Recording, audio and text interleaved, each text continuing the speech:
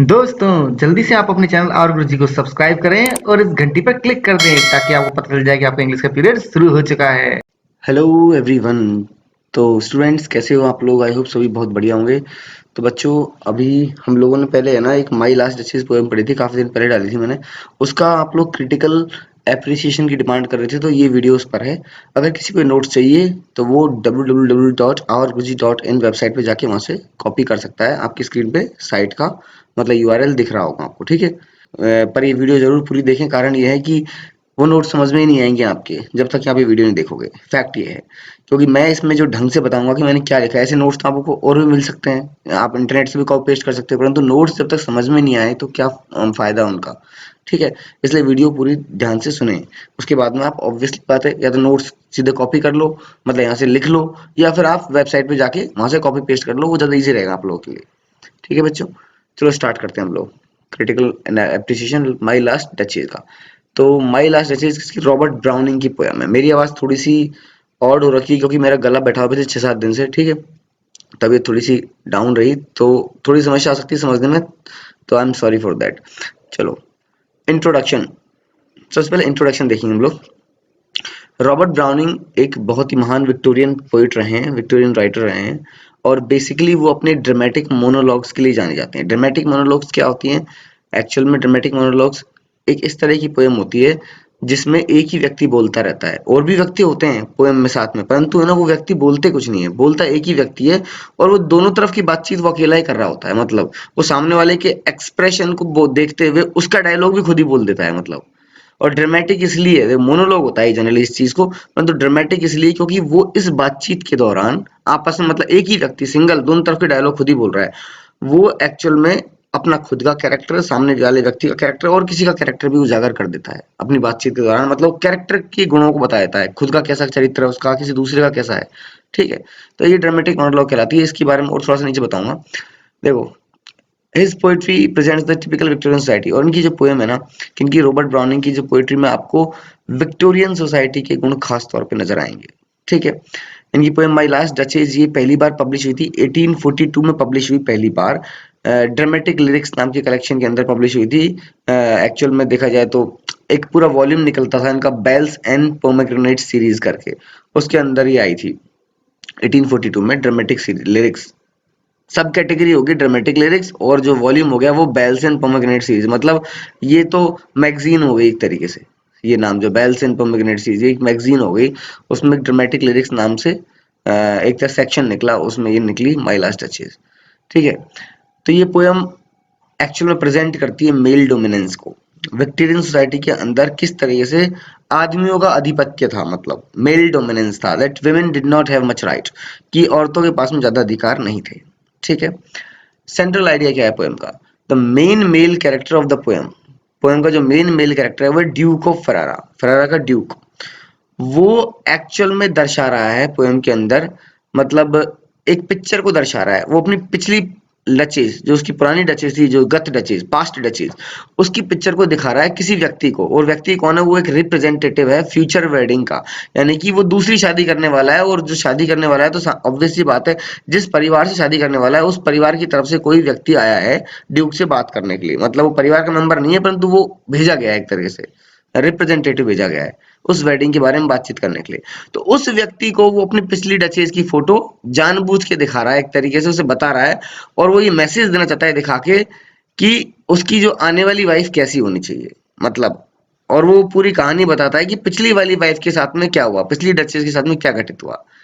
तो एक्चुअल में ये पोएम क्या रिफ्लेक्ट करती है, इसका मेन आइडिया क्या है? इसका मेन आइडिया ये है कि विक्टोरियन सोसाइटी का एटीट्यूड किस तरीके का था, मतलब मेल डोमिनेंस किस तरह से था, मतलब इंसान, आदमियों का आधिपत्य कितना अधिक था। आदमी की ही चलती थी, औरत की बिल्कुल नहीं चलती थी। और लास्ट डचेस में, इस पोएम के अंदर जो ड्यूक है ना, वो एक्चुअल में देखा जाए ना, जो डचेस थी, एक्चुअल में जो डचेज है इस पोएम के अंदर, वो थोड़ी जोवियल कैरेक्टर ही बोल सकते हैं, थोड़ी सी उस तरह से थी, हंसमुख टाइप की। ठीक है, अब ड्यूक वो जो भी उसकी तरफ देखता है, स्माइल पास करता है, वो मुस्कुरा देती। ठीक है, अब वो हर तरफ, हर किसी की तरफ मुस्कुरा रही थी एक तरीके से। ये बात ड्यूक को पसंद नहीं आ रही थी। तो भाई ड्यूक इस बात से खफा था, परंतु एक्चुअल में उसने ये बात वो बता भी नहीं पाया उसको, क्योंकि उसको ये अपने दर्जे से नीचे की बात लगती थी कि मैं इतना बड़ा ड्यूक, मैं उसको क्यों बताऊं, मतलब कि मुझे पसंद नहीं आ रहा। उसको खुद को समझना चाहिए कि मुझे इसकी हरकत पसंद नहीं आ रही। उसने बताया भी नहीं उसको, और उसने उसको मरवा दिया, प्रोबेबली मरवा दिया, संभवतः। ये चीज क्लियर नहीं है पोएम में, पर संभावना है कि उसने डचेस को मरवा दिया, क्योंकि उसने पोएम के अंदर एक लाइन आती है, दिस ग्रू, ये सब बढ़ता चला गया, यानी कि वो हंसती रही लोगों को देख देख के। आई गेव कमांड्स, और फिर मैंने कमांड दे दिए, then all smiles stop together, और जब सारी की सारी हंसियां बंद हो गई। तो ये आइडिया लगा रखे हैं शायद उसने डचेस को मरवा दिया, या फिर हो सकता है उसने डचेस को बाहर निकाल दिया अपने जीवन से, मतलब एक तरह से बैनिश कर दिया उसे, भगा दिया एक तरह से। तो इस तरीके से देख सकते हैं, इसमें जो आइडिया रिफ्लेक्ट होता है, सेंट्रल आइडिया, वो ये है कि एक तो मेल डोमिनेंस की बात हो रही है, दूसरा साथ में ड्यूक ने अपने ईगो को सेटिस्फाई करने का आइडिया निकल के आ रहा है। क्योंकि देखो, ड्यूक को क्या चाहिए था, ड्यूक को चाहिए था कि उसको स्पेशल ट्रीटमेंट मिले, डचेज उसको अलग से ट्रीट करे ढंग से, मतलब वो सबको वही स्माइल पास कर रही है, ड्यूक को भी वही स्माइल पास कर रही है। ड्यूक बेचारा मतलब मुझे तो हंसी आ रही है, बट ड्यूक को इस बात से चिढ़ मच गई कि भाई मैं इसको इतना, मतलब बड़ा ड्यूक, इसको मेरे घर में शादी करके लाया हूँ, ठीक है, इसको मैंने क्या दिया है, मैंने इसको अपनी पेरेंटल लाइनेज दी है, मतलब मेरा घर का नाम दिया है, खानदानी नाम दिया है मैंने, और उसके बावजूद भी ये मुझे कुछ स्पेशली ट्रीट ही नहीं कर रही है, कुछ अलग ढंग से, सभी को वैसे जैसे हंस रही है वैसे ही मुझे देख के भी हंस रही है। तो उसकी ईगो सेटिस्फाई नहीं हो पा रही थी, उसका अहम वो सेटिस्फाई नहीं हो पा रहा था। तो ये मेन आइडिया हो गया कि ड्यूक को अपनी ईगो सेटिस्फेक्शन, जो ईगो का सेटिस्फेक्शन वो नहीं मिल पा रहा था, और ऊपर से मेल डोमिनेंस तो था ही, और इस चक्कर में उसने डचेस को हो सकता है खत्म करवा दिया या फिर निकाल दिया अपनी लाइफ से, ठीक है। और ये चीज एक्चुअल में साफ नजर आती है पोएम के अंदर कि भाई किस तरीके से मेल्स या हस्बैंड्स की सुपीरियरिटी थी विक्टोरियन एज के दौरान अपनी वाइफ्स के प्रति, वो किस तरीके से सुपीरियर समझते थे खुद को। अब थीम्स पे आ जाते हैं, थीम्स भी ऐसी हैं। देखो सेट वही मेल ईगो का सेटिस्फेक्शन, जो भी मैंने समझाया कि भाई पोएम का जो सेंट्रल कैरेक्टर है वो ड्यूक है, और वो मोनोलॉग में, मतलब मोनोलॉग वही कि वो बातचीत करके अकेला ही बोले जा रहा है, वो किसी व्यक्ति को एक तरह से इनडायरेक्टली बता रहा है, वो व्यक्ति कौन है, रिप्रेजेंटेटिव है, अपनी अगली शादी का प्रस्ताव लेके आया है उसके लिए, अगली शादी का, उसको ये बातें बता रहा है कि ड्यूक की एक ब्यूटीफुल वाइफ हुआ करती थी, मेरी एक ब्यूटीफुल वाइफ थी, और बेसिकली ड्यूक उससे अनहैप्पी था, नाखुश था, क्योंकि वो उसे कोई स्पेशल ट्रीटमेंट नहीं दे रही थी। वो डचेस, वो बुरी नहीं थी, सुंदर थी, परंतु सबको स्माइल पास करती, वही स्माइल ड्यूक को पास करती, तो भाई ड्यूक को कुछ हटकर नहीं मिल रहा था। तो ड्यूक मानता है कि भाई मैंने उसको तोहफा दिया, 900 साल पुराना नाम दिया उसको, मेरी फैमिली 900 साल पुरानी है, उसको इतना बड़ा नाम दिया शादी करके, और एक तरह से इतना प्रेस्टिजियस, इतना मतलब बड़ा पद दिया उसको सोसाइटी के अंदर, उसको इतना मान सम्मान मिला, तो वो मुझे कैसे दूसरे से कंपेयर कर सकती है, मतलब वो दूसरे को भी वैसे ट्रीट करी जैसे मुझे कर रही है, तो मैं कैसे, मतलब मैं तो इतना स्पेशल व्यक्ति हूँ, है ना। तो उसकी पर्सनल ईगो सेटिस्फाई नहीं हो रही थी, समझ गए बात को। तो वही चीज है, और वो ये बात डचेस को बताना भी नहीं चाहता था, क्यों, क्योंकि उसको लगता था who would stoop to blame, कौन इतना नीचे गिरेगा इसको बताने के लिए, मतलब उसको वो नीचे गिरना समझता था कि मैं डचेस को ये बात समझाऊं, उसको खुद को भी नहीं समझ में आ रहा, वो इस बात को नीचा करना समझता था। तो दिस सॉर्ट ऑफ ट्राइफलिंग, तो ये जो लाइन है ना, who would stoop to blame this sort of trifling, इसका मतलब ये कि कौन इतना नीचा गिरेगा भाई इसको समझाने के लिए। तो ये चीज है, उसने ना तो नीचा गिरा, ना तो उसने समझाया उसको, और जब वो समझी भी नहीं बेचारी, तो क्या हो गया, उसको बैनिश कर दिया या मरवा दिया, ठीक है। जेलेसी, अगली थीम है जेलेसी का, पहला तो हो गया मेल ईगो सेटिस्फेक्शन, दूसरा जेलेसी। देखो दूसरा इंपॉर्टेंट थीम पोएम की जेलेसी है बिल्कुल, क्योंकि डचेस जो है ना, वो सबको सेम, बिना किसी भेदभाव से सबको सेम तरीके से स्माइल पास कर रही है। ड्यूक कोई बात पसंद नहीं आ रही है, तो वो जलन हो रही है, उसको उसको जेलेसी फील हो रही है कि मुझे कैसे इक्वली ट्रीट किया जा रहा है दूसरे लोगों के साथ में। यहाँ तक कि वो है ना, जो वो नेक्स्ट वेडिंग प्रपोजल वाले व्यक्ति को, जो अगली शादी का प्रस्ताव लेके आया है, उसको जब वो पेंटिंग दिखाता था, पेंटिंग के अंदर वो थोड़ी सी शर्मा रही है, एक अलग सा एक्सप्रेशन दे रही है पेंटिंग चित्र में, तो वो मेंशन, मतलब वो खुद ही आगे से बोल रहा है कि आप जानना चाह रहे होंगे कि अलग सा स्माइल सा क्यों कर रही है, मतलब ये अलग एक्सप्रेशन कैसे आया है इस पेंटिंग में इसके चेहरे पे। आप सोच रहे होंगे पक्का ये मुझे देख के कर रही है, परंतु ऐसा है नहीं। मतलब वो, मैं डेफिनेटली श्योर हूँ कि जो पेंटर था, फ्रा पेंडोल्फ नाम था पेंटर का, उस पेंटर ने पक्का मेरी डचेस को कुछ बोला होगा और उससे उसने स्माइल कर दिया। तो उसको इस बात से भी जलन हो रही थी कि पेंटर ने कुछ बोल दिया है और डचेस ने उस बात पे स्माइल कर दिया और पेंटर ने फिर उसको पेंट भी कर दिया। तो इस व्यक्ति को मतलब डचेस की हर उस बात से जलन होती है जो वो दूसरों के साथ में कर रही है, मतलब बेसिकली दूसरों से स्माइल कर रही है, दूसरों से बातचीत कर रही है, हर चीज में उसको जलन महसूस हो रही है। तो जेलसी है इसके अंदर। तो जेलसी की थीम भी है इस पोएम में। पावर की थीम है, देखो पोएम पावर को रिफ्लेक्ट करती है क्योंकि पावर आदमियों के पास है। मेल चौविनिज्म है इसमें, है ना, आदमियों के पास में पावर है। ड्यूक खुद को सुपीरियर मानता है डचेस से, ठीक है, कि भैया वो ऑब्वियस सी बात है, वो एक तो सोसाइटी में मेल डोमिनेंस चल रहा है, वो खुद ड्यूक बड़े पद पर है, वो एक लड़की को शादी करके अपने घर में लाया है, वो खुद को बहुत पावरफुल मानता है, खुद को बहुत सुपीरियर मानता है, ठीक है। अब जब उसको वो रिक्विसाइट रेस्पेक्ट, जितनी उसको रेस्पेक्ट चाहिए उतनी नहीं मिलती है, वो सुपीरियर ट्रीटमेंट नहीं मिलता डचेस से, तो वो क्या कर देता है, वो कमांड देता है और सारी स्माइल्स रुक जाती है, मतलब उसको या तो मरवा देता है या निकलवा देता है फैमिली से। तो ये जो लाइन है ना, ये खुद में एक पावर का सिंबल है कि आई give commands and all smiles stop together, खुद ही पावर का सिंबल है कि मैंने कमांड दी और सारी स्माइलें रुक गई, ठीक है। ये एक ट्रेजेडी भी है, एक ही लाइन के अंदर ट्रेजेडी घुस गई कि भाई उसने एक कमांड दिया, सारी स्माइल्स रुक गई। स्माइल रुक जाना कितनी बुरी बात है, ऐसा मरवा दिए सब, है ना। तो एक सिंगल लाइन में ट्रेजेडी भी बोल सकते हैं इसको, ठीक। अब आते हैं हम फिगर ऑफ स्पीच पर। एलिट्रेशन है इसमें कुछ जगह से, नोटिस नेपच्यून में नो नो, ठीक है। हर हस्बैंड में हा, ठीक है, इसमें कॉन्सोनेंट साउंड ना और हा रिपीट रिपीट हो रही है वर्ड के स्टार्टिंग में ही, तो ये एलिट्रेशन हो गया। असोनेंस भी है, जैसे स्माइल्स स्टॉप्ड। असोनेंस में क्या होता है, वोवल साउंड का रिपीटेशन होता है, वर्ड के स्टार्टिंग में हो सकता है, बीच में हो सकता है, एंड में हो सकता है। स्माइल ई स्टॉप्ड ई, ई देखने में मत जाओ साउंड किसकी आ रही है वो देखो, smile E stopped E. As if alive, as A alive A, तो ओ साउंड क्या है, वोवल साउंड है। ई साउंड क्या है, वोवल साउंड है। ई और ओ वोवल साउंड का रिपीटेशन हो रहा है, तो असोनेंस है ना। फिर है, अच्छा एक चीज इसमें मैंने लिखा नहीं है, आप लोग लिख लेना बाकी तो। नोटिस नेपच्यून, जैसे ये है नोटिस नेपच्यून, तो न और न है, ये तो मैंने बता दिया कि ये तो एलिट्रेशन हो गया, परंतु एक और होता है कॉन्सोनेंस। कॉन्सोनेंस में जो स्पेशल कॉन्सोनेंस होता है ना, उसमें क्या होता है, वर्ड के स्टार्टिंग में कॉन्सोनेंट साउंड ही आता है, परंतु उसके तुरंत बाद वोवल साउंड बदल जाता है। जैसे नोटिस में न के बाद में ओ आ रहा है, नो, और नेपच्यून में न के बाद में ए आ रहा है, ने, तो ये वोवल साउंड क्या हो गया, बदल गया। तो यहाँ पे ये कॉन्सोनेंस भी है इसके अंदर, ठीक है। सिनक डकी देखो, ऑल स्माइल्स स्टॉप टुगेदर, ये जो लाइन है इसमें सिनक डकी है क्योंकि इसमें स्माइल्स रुक गई, तो स्माइल्स का मतलब है इंसान रुक गए, स्माइल इंसान के लिए बोला जा रहा है। तो सिनक डकी ऐसी फिगर ऑफ स्पीच होती है जिसमें इंसान की किसी बॉडी या अंग को या फिर एक्सप्रेशन को लेके, मतलब आप कह सकते हो पूरे इंसान को दर्शाया जाता है। जैसे स्माइल को लेके पूरे इंसान को दर्शाया गया है, ठीक है। तो ये सिनक डकी है कि राइटर ने सिर्फ स्माइल लिख दिया, पर दूसरा कहने का मतलब इंसान है, स्माइल नहीं, ठीक है। ऑल स्माइल्स स्टॉप टुगेदर का मतलब ये सारे इंसान हंसना बंद हो गए, इंसानों के लिए बोला जा रहा है एक तरीके से।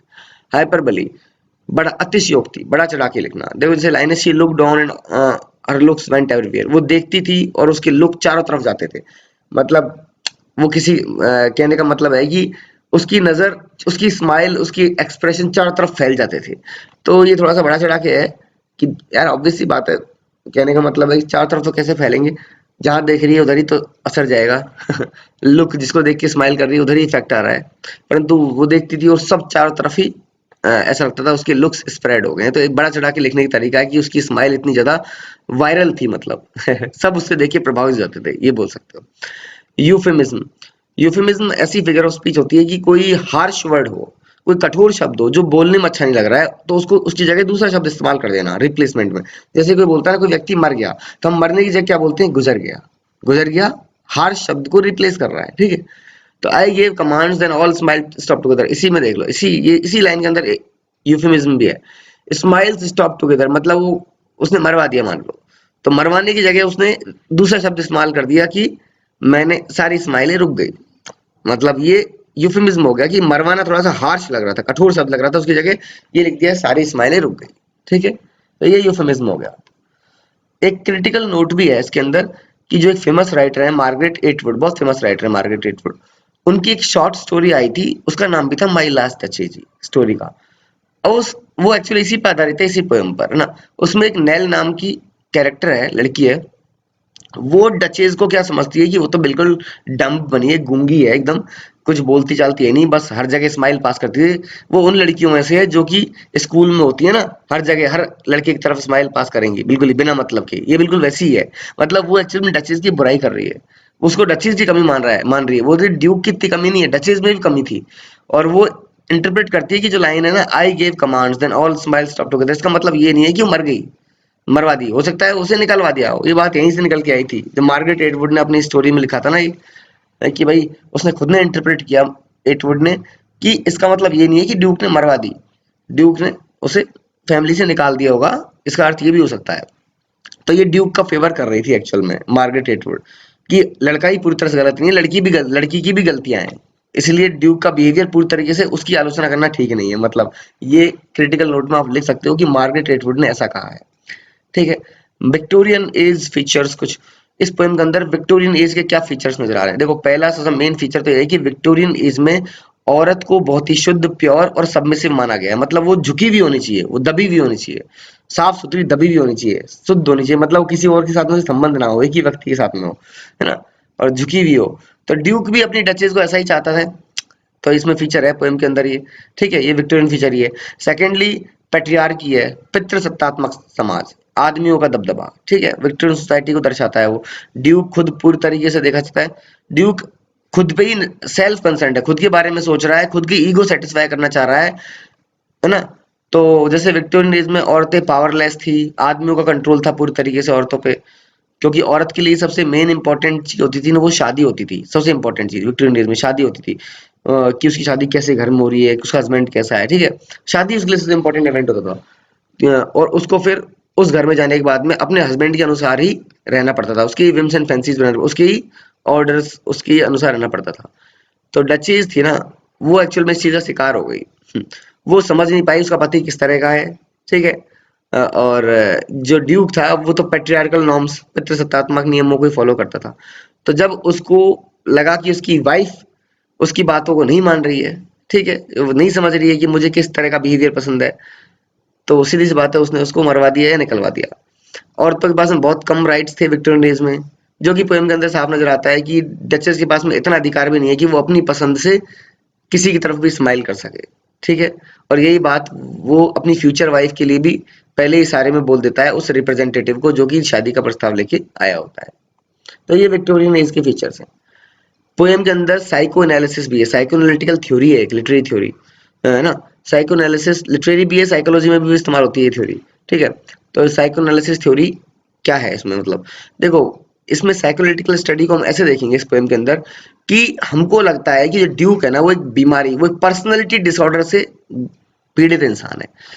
पर्सनैलिटी डिसऑर्डर इस तरीके से कि वो नार्सिसिज्म से पीड़ित है, यानी खुद की प्रशंसा। नार्सिसिज्म क्या होता है? नार्सिसिज्म होता है जो व्यक्ति खुद की प्रशंसा करे, यानी सेल्फ प्रेज, यानी खुद की प्रशंसा पे निर्भर रहे। मतलब उसको चाहिए कि सब मेरी ही प्रशंसा करते रहें, वो खुद की प्रशंसा का भूखा होता है, उसे नार्सिसिज्म कहते हैं।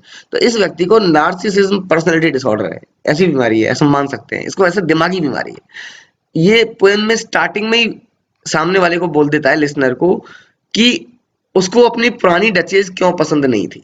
तो ये नार्सिसिज्म है एक पर्सन के अंदर, कि वो खुद की प्रशंसा चाह रहा है, खुद की ईगो सेटिस्फाई चाह रहा है, कि खुद की अहम मेरे अहम को संतुष्टि मिले, खुद की ईगो को सेटिस्फेक्शन मिले। ये नार्सिसिज्म ही है।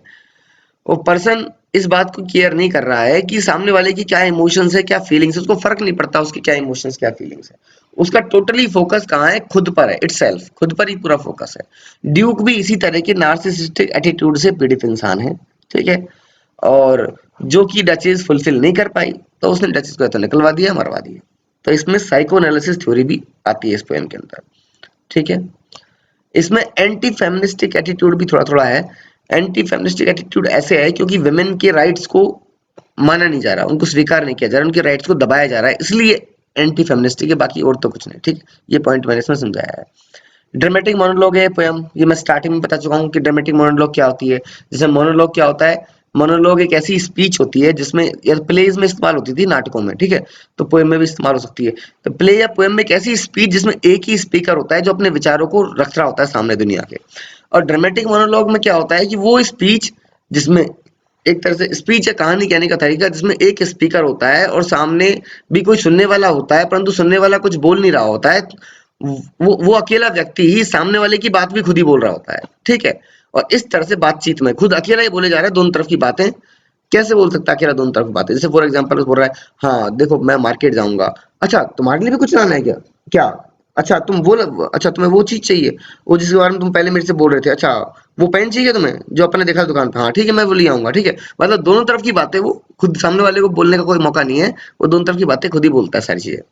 तो ये ड्रामेटिक हमको मतलब पोएम पढ़ के फील होएगा कि सामने भी कोई व्यक्ति है, परंतु वो व्यक्ति बोलेगा कुछ नहीं, ठीक है। और इसी बातचीत के दौरान क्या होता है कि वो व्यक्ति खुद की और किसी दूसरे की या सामने वाले का कैरेक्टर है ना, वो रिवील कर देता है, उजागर कर देता है। जैसे इसमें ड्यूक का कैरेक्टर हमें पता चला, हमें डचेस का कैरेक्टर पता चला, इवन हमें रिप्रेजेंटेटिव का कैरेक्टर भी पता चल गया जो नया शादी का प्रस्ताव लेके आया है थोड़ा थोड़ा, कि वो व्यक्ति भी समझ ही गया है कि ये व्यक्ति किस तरह का है एक तरह से, ठीक है। तो जो माई लास्ट डचेज है, ये एक ड्रामेटिक मोनोलॉग है, ठीक है। इसमें ड्यूक खुद ही बातचीत कर रहा होता है, सामने एक लिसनर होता है जो कि रिप्रेजेंटेटिव होता है, अपने मास्टर की तरफ से आया होता है, वो ड्यूक के सामने शादी का प्रपोजल लेके हुए, ठीक है। तो सिंगल स्पीकर कन्वर्सेशन है इसके अंदर, और ड्यूक खुद का और डचेस का कैरेक्टर साफ साफ इसमें रिवील कर देता है अपनी बातचीत से। स्ट्रक्चर राइम स्कीम क्या है? पोएम मोनोलॉग है पहली बात तो, जिसमें बताया कि बात एक सिंगल स्पीकर है इसके अंदर, कोई स्टेंजास नहीं है इसमें, एक ही पूरी लंबी पूरी एक ही पोएम है इसमें, और ये राइम्ड कुप्लेट्स में लिखी हुई है। ऐसे समझ में नहीं आएगा, मैं एक बार टेक्स्ट दिखा के समझाता हूँ आपको, ठीक है। जैसे कि ये अपना टेक्स्ट हो गया माई लास्ट डचेस का। अब देखो एक ही स्टेंजा है पूरा लंबा पूरा, कोई स्टेंजा डिवीजन नहीं हो रखा, मतलब एक ही है पूरा कंप्लीट, ठीक है। स्ट्रक्चर इस तरह का है, और राइम स्कीम कैसे, इसमें बोला कुप्लेट्स है, दो ही हैं राइम कुप्लेट, जैसे वॉल ए कॉल ए, वॉल कॉल दोनों की तुकबंदी बैठ रही है तो दोनों को ए दे देंगे। Hands stands B B, hands और स्टैंड्स दोनों की तुकबंदी बैठ रही है, राइम्स है मतलब कुप्लेट दोहे हैं। Sad red C C, countenance glance D D, ऐसे ही बढ़ता चला जाएगा आगे, समझ गए। A A B B C C D D, आप इतना लंबा पूरा लिखने की जरूरत नहीं है, आप सिंपल इतना A A B B C C D D इसने फॉलो किया है, ये राइमिंग कुप्लेट्स हैं इसके अंदर, ठीक है। इसलिए ये आप इस तरह से A A B B C C D D इस तरह की राइम स्कीम इसने इस्तेमाल की, आप इतना लिख के छोड़ सकते हो एग्जाम के लिए, ठीक है।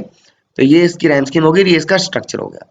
तो ठीक है बच्चों, हम मिलेंगे अब नेक्स्ट वीडियो में। Till then goodbye, see you soon, take care. Notes तो मैंने आपको बता दिए, साइट पे मिल जाएंगे rguruji.in पे, ठीक है। मिलता हूँ नेक्स्ट वीडियो में, till then goodbye, see you soon, take care.